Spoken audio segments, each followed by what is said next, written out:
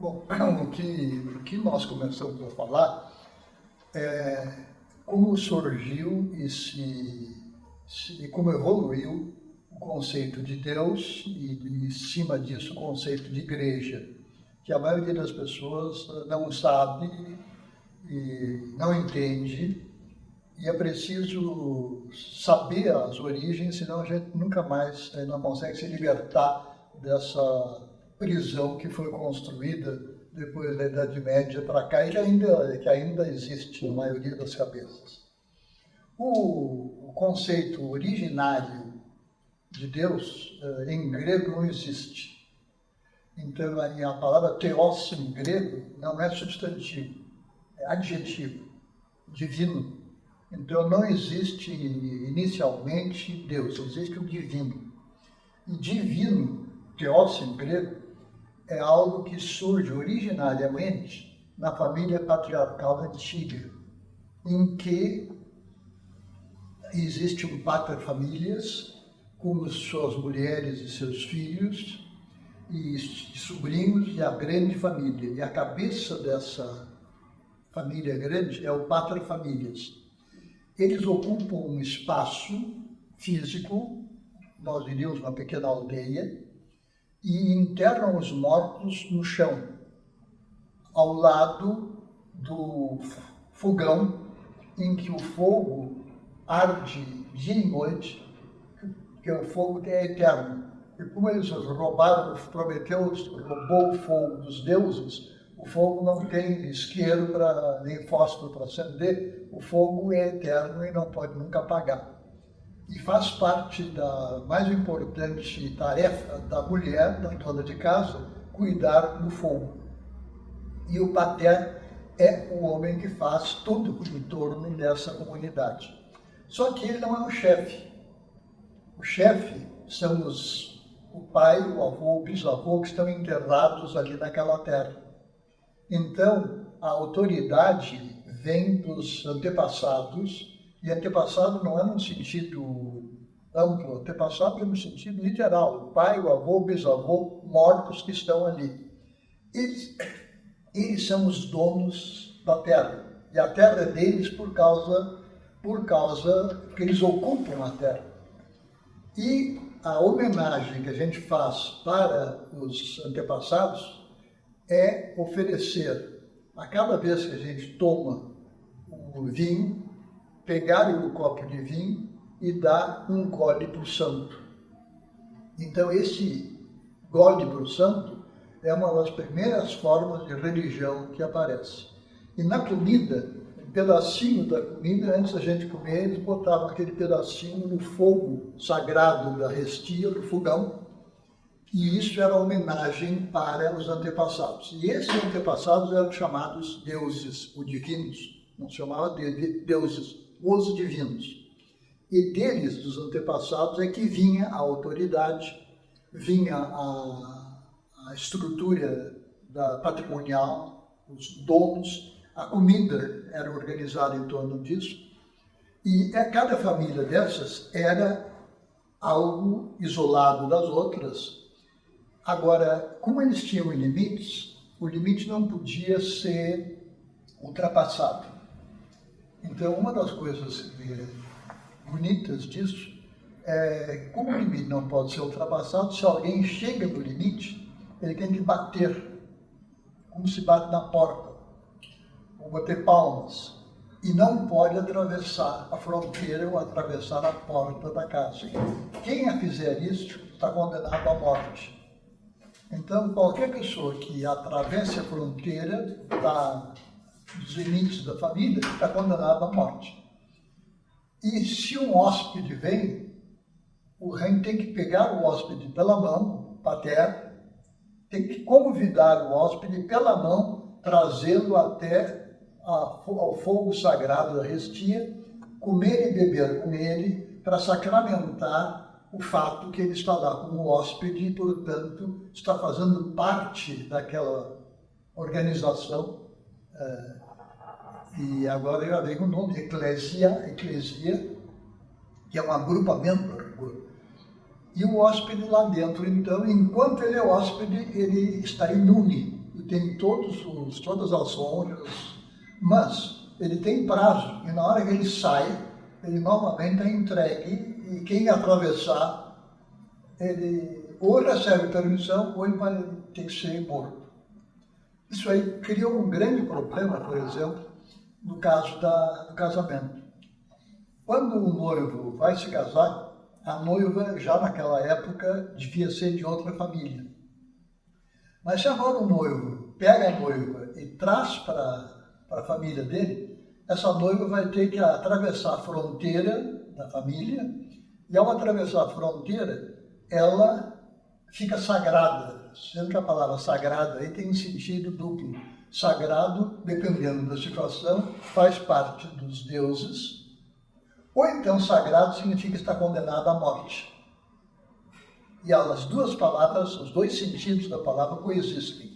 Então, a mulher chegando na porta, na fronteira, ela está sagrada. Então, ou ela vai ser morta, ou ela vai...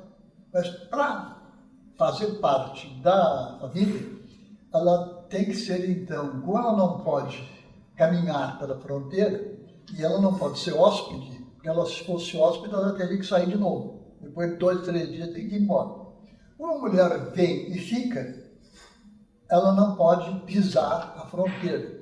Então o noivo pega a mulher nos braços e leva ela para o fogo sagrado da Restia, e ali eles fazem uma dança em torno do fogo sagrado, em que o pater faz o elogio do pai, do avô, do bisavô. E nesse elogio, esse cântico, que em grego é nomos, e que vai significar lei, isso que é cantado, a honra que é cantada do pai, do avô e do bisavô mortos, é então cantada a autoridade do pai que está vivo, e é dito agora que a Maria, que era de outra família, foi agora trazida para esta família, e agora faz parte desta família. Então daí vem inclusive o nome religião. Ligar é uma coisa, religar é outra. Então a mulher era religada, ela estava ligada na família Schmidt. Aí ela vai até a fronteira e o noivo carrega ela, e ela vem agora e ela vai ser religada em novos deuses, os antepassados. Então ela tem novos deuses e ela agora não tem ligação, e sim religação. Ao passo que o homem não tem religião, não precisa, porque ele está lá dentro. Ou então ele é expulso e aí está condenado à morte. E a mulher tem religião. Nesse contexto aí, o que vai acontecer é que Deus vai aparecer com os antepassados, e não como Deus, como divino. Os antepassados mortos são divinos, e a lei vem deles. E o pater é a encarnação viva dos divinos antepassados. E, quando tem uma coisa importante para fazer, o pater acende, bota mais forte o fogo da Restia, e se senta no chão e bota a orelha colada no chão para ouvir a voz dos antepassados. E ouvindo a voz dos antepassados, eles vão decidir o que é certo para fazer e o que é errado para fazer. Daí então, os antepassados serem divinos. E a palavra dos antepassados, escutada pelo pater, vai ficar uma palavra divina. E essa palavra divina é a lei. E essa lei obriga porque são os antepassados. E quem descumpre essa lei está condenado à morte. Não é condenado à morte assim mais, não. Ele é expulso da família, dos limites da família, e aquele que está fora dos limites da família é sagrado. E nesse contexto, ser sagrado significa ser entregue aos lobos. E aí é uma condenação à morte. E poucos sobrevivem. Então, nas comédias, nas tragédias gregas, a gente ouve da criança que é colocada fora. Isso aí tudo faz parte dessa identidade. Então, tu tens aí o conceito de divino, sagrado. E ainda não tens o conceito de Deus. O problema é que muito cedo surgem, ao lado do Deus, vão começar a surgir uma pluralidade de antepassados. Esses antepassados, no fogo sagrado da Restia, eles têm uma pequena estátua que vocês encontram em museus hoje, que ainda existem, foram encontradas, mais ou menos desse tamanho, e cada estátua daquele antepassado está ali ao lado do fogão. Então tem estátua do avô, do bisavô, do tataravô, e essas estátuas ficam então no centro do fogão, da Restia. E aí eles começam a fazer pequenas estátuas em homenagem não mais ao avô e ao bisavô, mas a forças terrestres celestiais. Então, assim como tem o Deus avô, o Deus bisavô, tem o Deus Sol, tem o Deus mar, tem o Deus da beleza, tem o Deus da luminosidade, Apolo. Então, tem os deuses internos e os deuses externos. Os deuses internos são os antepassados e os deuses externos são aqueles antepassados cujas efígies, cujas estátuas estão lá. E aí, de repente, além do avô e do bisavô, a gente tem que consultar também o Deus da luz, o Deus do mar. E aí a religião fica religada de novo e começa a haver uma pluralidade de deuses. E nessa pluralidade de deuses, numa primeira etapa, o chefe é o pater. Só que o pater ele é chefe só enquanto ele ouve a voz dos antepassados. E daí então a importância da tradição. O que é dito, o que é tradição, significa que foi levado adiante de um antepassado para o outro. Esse aí é a origem da religião e a origem da lei. A lei significa isso, e a religião significa isso com aquela tonalidade específica para a mulher que é religada.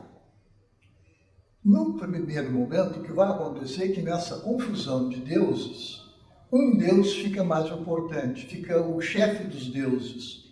Então nós vamos encontrar no Egito, na Mesopotâmia, na Grécia, nós vamos encontrar raramente o monoteísmo. Tem no Egito alguns momentos que tem monoteísmo, mas geralmente são politeístas e tem um deus-chefe. E esse deus-chefe, ele não é Deus, ele é divino. Não existe Deus, são divinos, pessoas divinas. E essa pessoa divina, ela combina ao mesmo tempo o antepassado e forças terrestres celestiais, como principalmente o Sol. Então, no Egito, a cultura do Deus Sol, na Mesopotâmia, o Deus Sol, porque como o Sol vem a fertilidade da terra, a colheita, vem o vinho, toda a fertilidade vem daí. O outro grande Deus é o mar. O mar onde a gente pesca, onde a gente tira o peixe, e onde a gente anda. Porque é uma coisa muito estranha, é que a gente não podia caminhar. Porque se a gente caminha e entra no vizinho, a gente está condenado à morte. Porque atravessou o limite. E aí surge, nesse contexto, o conceito de odós, caminho. Então, o caminho é um pedaço, uma tira de terreno que não é nem desta família, nem daquela família, mas é pública. E se alguém, então, vai sair para ir ao mar, por exemplo, pescar, o mar é de todos. Qualquer um pode ir a qualquer lugar do mar. Mas na terra, não, porque cada terra está numa família.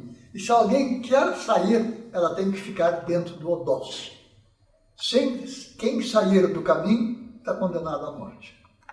Porque quem sai do caminho entra numa família. Não jogaram os antepassados no mar, né? Como é? Isso porque não jogaram os antepassados no mar, porque senão o mar também estava... Os antepassados? Eles foram enterrados na terra, né? Foram Por isso que enterrados aquele na terra. pedaço de terra, se tivessem jogado no mar... Bom, eu não sei de onde é que vem, mas pela lógica é isso. Sim. Não se deve entregar ao mar. Então, por exemplo, agora os americanos, quando eles prenderam o Bin Laden, é típico dessas coisas bem antigas, arcaicas, eles não enterraram, eles jogaram no mar. Porque jogando no mar, ele não tem céu, ele não tem sobrevida. Quem é enterrado no mar está liquidado para sempre. E por isso é que a gente tem que tratar tão bem do morto. E tem que enterrar o morto. E o morto tem que ter um cemitério. E esse cemitério era um lugar onde surgiam as propriedades e a economia. Olha que é a casa. Esse é o contexto de um mar, era de todos. E o morto dentro do mar não tinha, perdeu tudo, ficou sem alma. Dentro desse contexto, o Deus não é Deus, é o divino. E o que vai acontecer é que esse divino vai aparecer, e sobre isso nós falamos daquela outra vez, que os judeus começam a tratar Deus, e o Deus dos judeus, Javé, e logo depois o Deus de Jesus Cristo também. O Deus dos judeus não é o Deus que nós aqui no século XX chamamos, por um motivo bastante simples. Nós imaginamos, pensamos Deus como Deus, mundo, universo. O Deus dos judeus era o Deus dos judeus. É um antepassado, é um Deus, não precisa ser antepassado agora, mas é um Deus só do povo judaico. Isso até hoje. Então, o judeu ortodoxo, hoje, ele é o Deus dele é dos judeus, e não é do árabe. Então, o palestinense não tem Deus. O Deus do judeu não é o Deus dos palestineses, eles que se virem. O nosso Deus é o Deus dos judeus. E isso entra nas diversas culturas, e cada cultura tem um Deus da sua, em vez dessa família, é uma família ampliada de sua nação. E cada cultura tem, então, um Deus. Quando, então, começam a haver muitas culturas, e eles eram navegantes e andavam por todo o Mediterrâneo, as diversas culturas começaram a entrar em contato, em conflito, e no mar eles podiam se respeitar, mas na hora que chegava em terra podia haver problemas.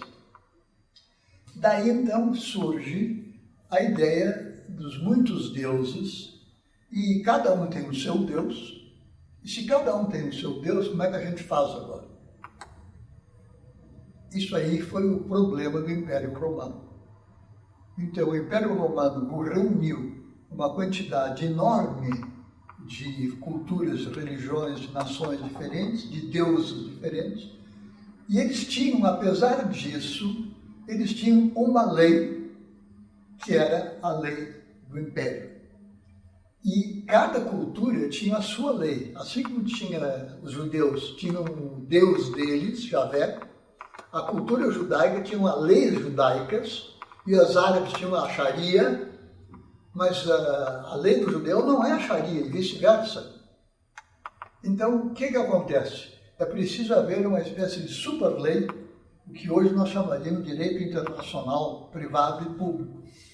Porque, de repente, não é apenas do judeu, nem do árabe, nem do romano, é uma lei que se espalha. E essa lei que se espalha por toda a natureza vai ser chamada lei natural. Lei natural, então, é aquela lei que não é de um povo, mas é de toda a natureza. E aí o Império Romano pode começar a funcionar. Porque as diversas culturas e leis locais existem, mas tem uma super lei que permite navegação, comércio, etc, etc.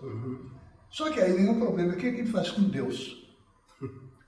Então, a primeira coisa para fazer com Deus é pegar e botar um monte de deuses, você tem cada país, cada povo tem seu Deus.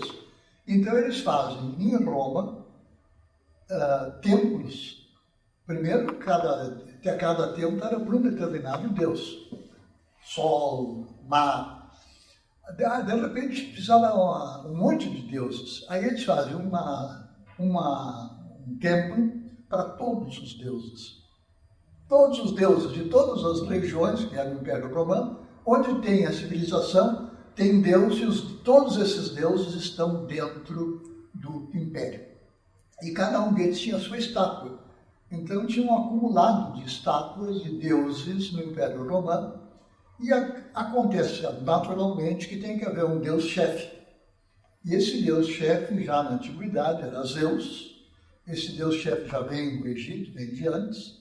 E esse deus-chefe vai aparecer no Império Romano naturalmente. Nesse contexto, surge então, nos confins da civilização, que na beira da civilização romana, longe da navegação, dos portos, da cultura fantástica, eles tinham um comércio fantástico, nós chamaríamos isso de um comércio internacional de alto nível. Neste contexto, num lugar alperno, deserto, vão surgir um bando de maltrapilhos judeus que estão procurando o Salvador. E essa Salvador, para eles, significa aqueles que vai tirar o povo da pobreza, vai tirar o povo da escravidão aos quais eles foram subjugados por povos mais fortes. Então eles foram subjugados no Egito, foram levados para o Egito e Moisés traz de volta, do Egito de volta. E esses judeus têm então um deus deles, que é Javé, mas que não é deus dos outros. E esse bando de religiosos judaicos querem então encontrar dentro do judaísmo, conforme as promessas do Antigo Testamento, um chefe que seja ao mesmo tempo um homem, um grande general que vai trazer a liberdade para todo aquele povo, mas ao mesmo tempo é um Deus. E essa combinação de um Deus que é o libertador de tudo que está lá, isso vai aparecer como um desejo que não tem ainda. Esse desejo de um Deus, de um Salvador, vai se instalar nos corações desses judeus e vai aparecer então como aquele do qual a gente espera a salvação. Então a esperança de salvação é o lugar em que vai aparecer o Salvador. E o Salvador ainda não chegou, ainda não está entre nós. Nesse contexto judaico, bem específico, tem um Deus que é só judeu e tem um Salvador que é Salvador dos judeus, não salva os egípcios nem os gregos. Nesse contexto vai acontecer uma coisa estranha, porque no momento em que eles mesmos começam a viajar, e principalmente através de um deles, que não é um dos 12 apóstolos, mas é Paulo de Tarso, que tem formação comercial e grega, e aprendeu nas viagens, não só aprendeu a língua grega, mas ele aprendeu o problema do universo, da totalidade de povos e de línguas que formam a cultura do Império Romano. E Paulo de Tarso vai ter uma briga com Pedro, o apóstolo, para saber qual é o Deus que é Deus. E qual é o Salvador. O Salvador é um Salvador só dos judeus ou um Salvador de todos. Um Deus de todos. E o Paulo de Tarso, infeccionado pela ideia romana da universalidade das culturas, tem um grande império, ele dizia, tem que haver um grande Deus. E tendo um grande Deus, tem que haver uma grande religião. E a gente tem que obedecer a Deus, e não importa a gente se é judeu ou não judeu.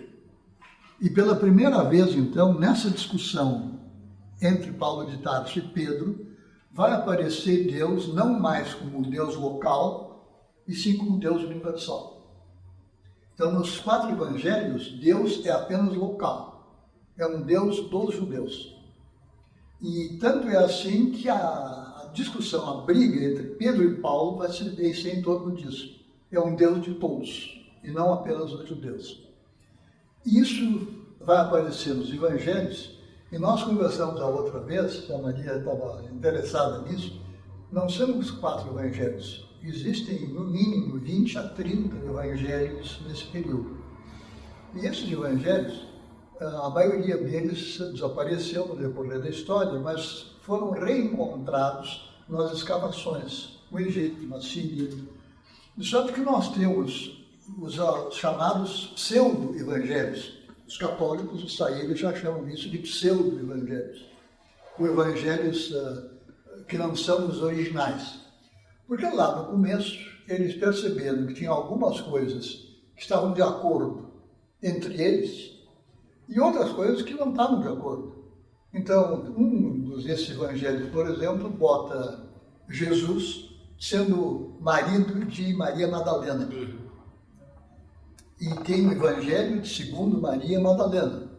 E seria muito normal, porque por um judeu de 30 anos não ser casado, era um pecado. O judeu ortodoxo, de acordo com a tradição, tem que ser casado. E a mulher tem que ser e o pai tem que ser. Senão, eles não são casados, eles não são nada. E depois de certo tempo serão expulsos da fronteira e entregues aos lobos. Então, o normal seria que casasse. Não, de acordo com o Evangelho de Maria Madalena, Jesus não se casava ou foi casado com uma Madalena. Então tem a dúvida no Evangelho se Jesus era casado ou não com Maria Madalena. E coisas semelhantes, milagres que aparecem, criaturas, misturas de coisas egípcias com outras religiões, isso tudo aparece. E nessa confusão de evangelhos que surge nesse período, a população, grande população, estava todos discutindo sobre os diversos deuses e subdeuses, mas eles começaram a ficar de acordo que tem um Deus chefe e que tem uma lei central que é válida para todos, universal. E essa lei universal é uma lei que obriga que a gente se respeite mutuamente a todos. Tem que haver lugar para todos, ela é universal. E essa ideia é uma ideia que tomou conta de todos aqueles, principalmente os pobres. Quanto mais pobre alguém é, em qualquer cultura, mais desejoso ele ficava de ter um Deus que vai salvá-lo e vai botá-lo em pé de igualdade com os outros homens. Porque um único Deus é o chefe de todos os outros homens, que todos então têm direitos divinos também. E com essa ideia na cabeça, o judaísmo fica universal. Então, através de Paulo de Tarso, a cultura que era judaica, estrita, com um Deus local, fica uma cultura universal e fica equiparada ao império da lei romana. Assim como tem uma lei natural para todos os reis, todas as religiões, tem um Deus natural para todos os deuses. E esse Deus de todos vai estar lá aparecendo, mas não consegue aparecer porque tem muita discussão. O que acontece? Nessa discussão, o rei de Constantino, cuja mãe era católica convertida, ele percebe que o povão em todo o Império Romano está se convertendo para essa nova religião, que era uma religião judaica, mas que agora é uma religião universal, que tem muita coisa parecida com a lei romana, com a lei natural. E aí o imperador Constantino, em face desse problema, pressionado por outros, ele diz, não, nós vamos agora, o imperador vai declarar que esta religião, este Deus, é o Deus de todos os deuses, e esta religião é a religião de todos os povos. E ele declara isso, e com a força do imperador, as outras religiões ficam sub-religiões, e os outros deuses, subdeuses, subordinados a esse Deus. Só que isso, Constantino diz, de acordo com a Mônica, se converteu, e são ideias que vêm de Paulo de Tarso, mas os católicos, entre aspas, os jovens católicos que estavam surgindo, ainda não tinham as mesmas ideias. se esse Deus era um, se era Deus uno, Deus trino, se Jesus Cristo era Deus, se Jesus era homem, metade Deus, essas coisas todas estavam em discussão sem solução. E a bagunça ficou grande. E Constantino, embora no começo não fosse cristão, consta que ele recebeu o batismo na hora da morte, antes de morrer. Mas nunca foi cristão. Foi cristão por motivos políticos.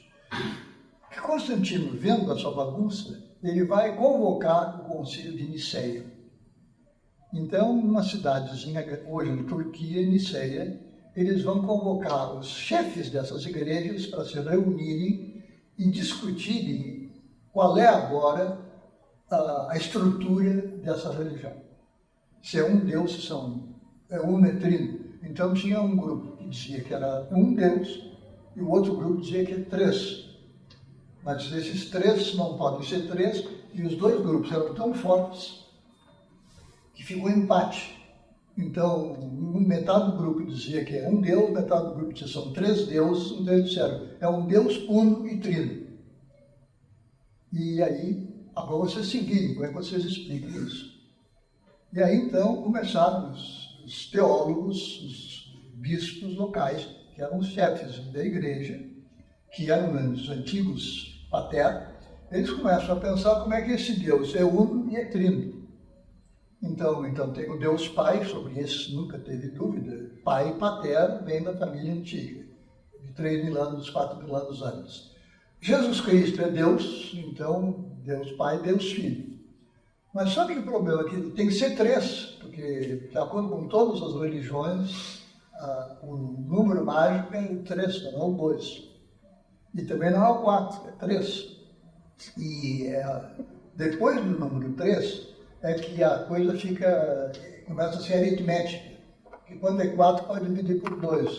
Quando é 5, tem 2 mais 3.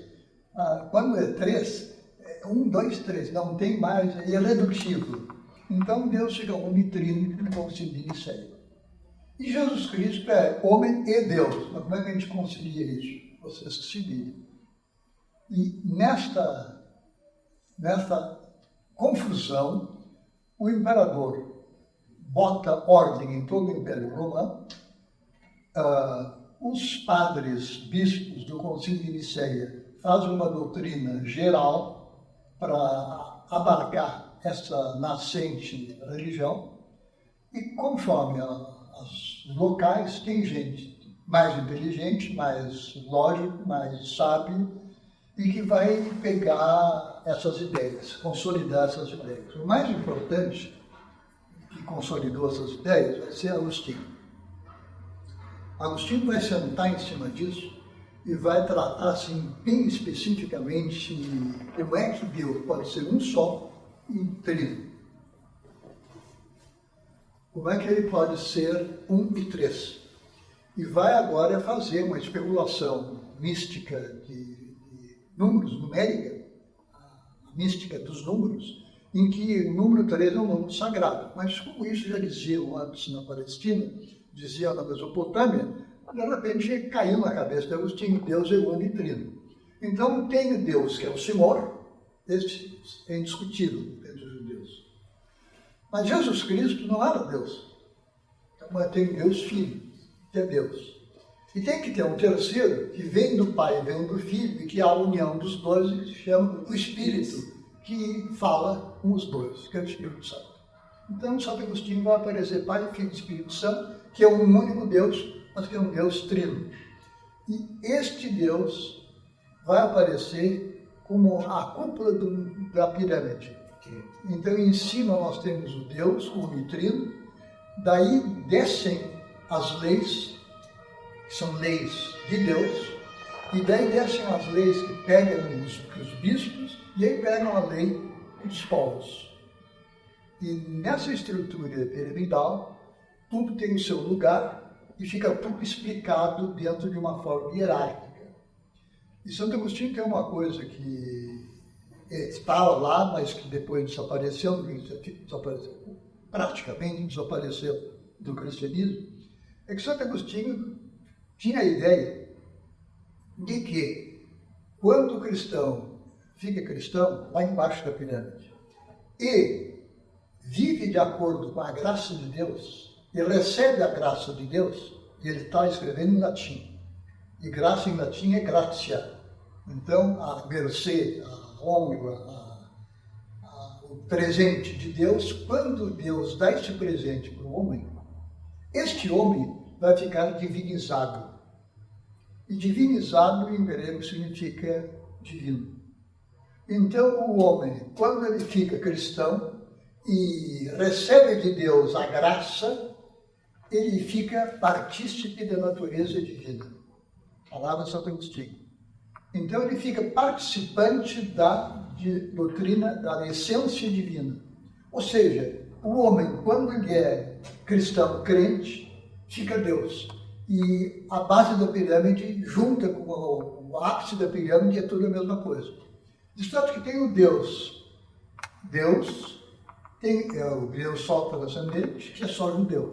Mas esse Deus está dentro de uma pirâmide onde nós, homens, estamos, e onde, pela graça, somos participantes da essência divina e ficamos divinos.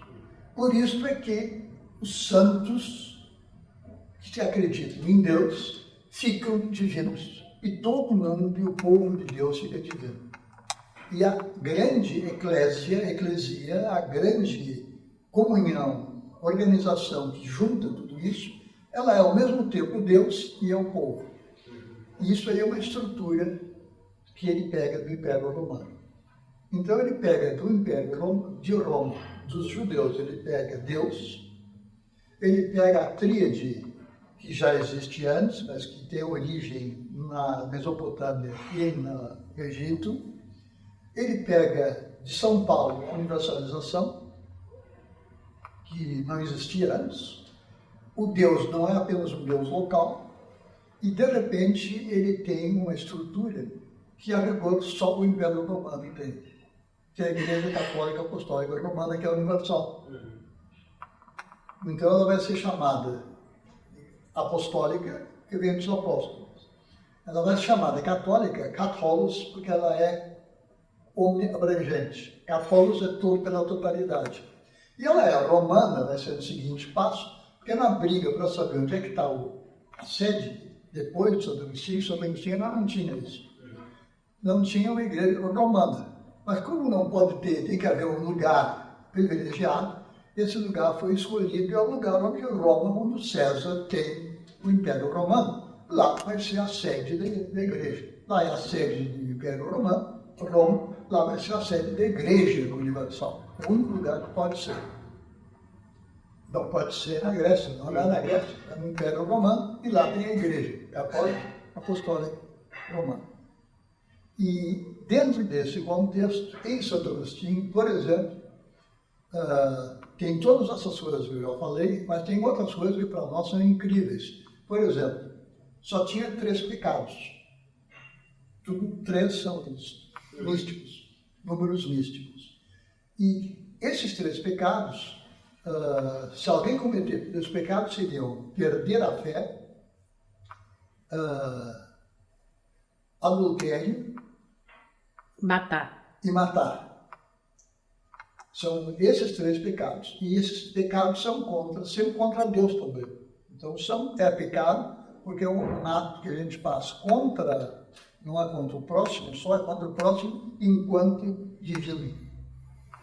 E, ao pecar, ele se afasta automaticamente de Deus, perde a graça santificante e fica expulso da comunidade redentora, que redime. Pelos lobos.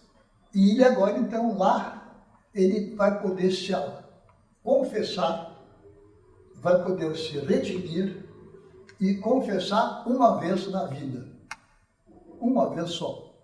Assim não só tem 3 pecados, só tem uma confissão.